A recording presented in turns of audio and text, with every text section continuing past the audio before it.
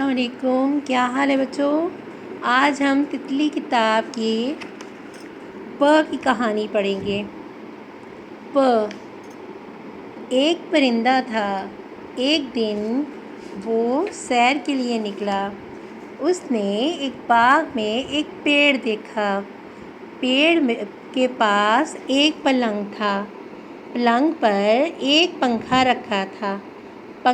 پلنگ کے پاس تپائی پر ایک پیاز اور پیالہ رکھا تھا۔ ایسا لگتا تھا جیسے کوئی ابھی کھانا کھا کر گیا ہو۔ ایک پتنگ اڑتی ہوئی آئی، اس کی ڈور پیڑ میں پھنس گئی۔ قریب ہی ایک پتنگا تھا۔ پتنگ نے پتنگے سے کہا کہ میری مدد کرو۔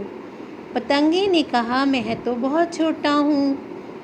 پتنگے نے پرندے سے کہا آئیں ہم مل کر اس کی مدد کریں۔ ان دونوں نے مل کر پتنگ کی ڈور پیڑ سے نکال دی، لیکن بہت سے پتے گر گئے۔ اس کہانی میں آپ نے پ سے بنے ہوئے بہت سے لفظ پڑھے، جیسے پرندہ، پتنگ، پتنگا، پیالہ، پیاز، پنکھا، پلنگ، پتا، پیڑ۔ اب آپ اپنی نظم دہرائیں گے۔ پ سے پتا، پ سے پیالہ، 3 چھوٹے نقطوں والا۔ پ سے پتا، پ سے پیالہ، 3 چھوٹے نقطوں والا۔ پ سے پتا، پ سے پیالہ، 3 چھوٹے نقطوں والا۔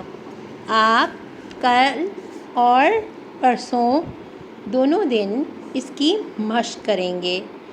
پ سے پتا، پ سے پیالہ، 3 چھوٹے سے نقطوں والا۔ پ سے پتا، پ سے پیالہ، 3 چھوٹے سے نقطوں والا۔